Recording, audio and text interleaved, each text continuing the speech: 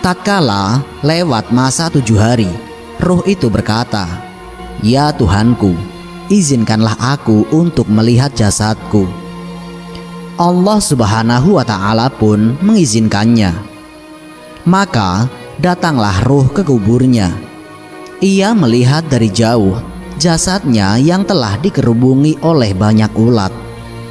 Melihat hal itu, ruh menangis dengan sangat keras seraya berkata, "Wahai tubuhku, apakah kamu ingat hari-harimu, di mana anak-anakmu, kaum kerabatmu, auratmu, saudara-saudaramu, teman dekatmu, sahabatmu, dan di mana tetanggamu, yaitu orang yang ridho bertetangga denganmu. Pada hari ini mereka menangis kepadaku dan kepadamu." Diriwayatkan oleh Abu Hurairah radhiyallahu anhu, ketika seorang mukmin meninggal dunia, maka ruhnya berputar-putar di sekitar rumahnya selama 1 bulan. Ruh ini bisa melihat harta benda yang ditinggalkannya, bagaimana cara hartanya dibagi, dan bagaimana hutang-hutangnya dibayar. Ketika telah sampai masa 1 bulan, ruh kembali ke kuburnya. Ia berputar-putar sampai dalam masa 1 tahun dari kematiannya. Dan ia bisa melihat orang yang mendoakan dirinya. Ia juga bisa melihat orang yang bersedih atas kematiannya. Setelah 1 tahun, ruh diangkat ke tempat kumpulnya para ruh sampai hari kiamat. Dalam hal ini Allah Subhanahu wa Ta'ala berfirman, yang artinya, pada malam itu turun malaikat-malaikat dan malaikat Jibril dengan izin Tuhannya untuk mengatur segala urusan. Quran Surat Al-Qadr ayat 4. Ada yang mengatakan bahwa bersama para malaikat itu ada ruh dan raihan. Juga ada yang mengatakan bahwa yang dimaksudkan dengan ruh pada ayat di atas adalah malaikat yang agung yang turun khusus melayani orang mukmin, sebagaimana firman Allah Ta'ala, yang artinya, pada hari ketika ruh dan para malaikat berdiri bersaf-saf, mereka tidak berkata-kata, kecuali siapa yang telah diberi izin kepadanya oleh Tuhan yang Maha Pemurah, dan ia mengucapkan kata yang benar. Quran Surat An-Naba ayat 38. Ada yang mengatakan kata ruh dari ayat di atas adalah ruhnya Nabi Muhammad SAW yang ada di bawah arsy. Ruh ini memohon izin kepada Allah di malam Lailatul Qadar agar diperkenankan turun untuk memberi salam kepada orang mukmin.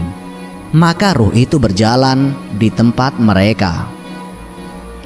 Pendapat lain juga mengatakan maksud kata ruh dari ayat di atas adalah ruh para kerabat yang sudah mati.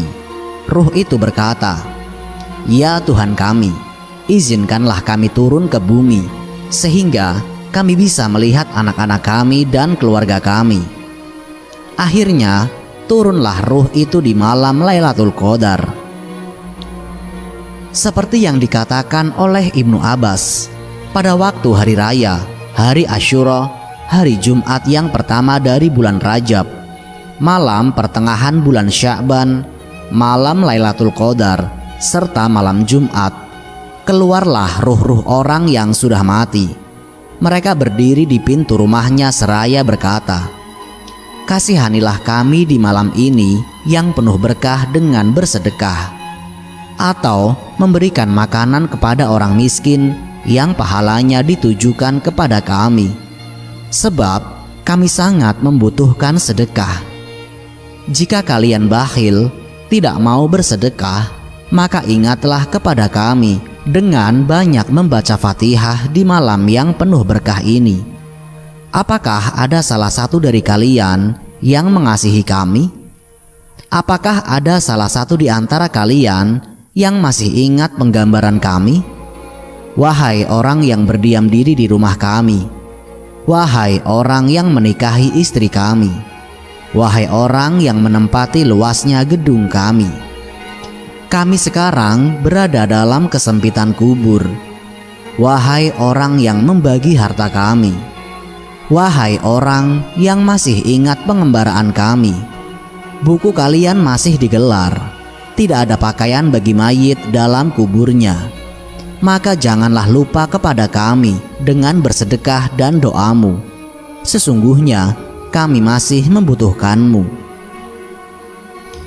Kalau mayit itu mendapatkan sedekah dan doa dari keluarganya, maka ia akan kembali dengan penuh kegembiraan.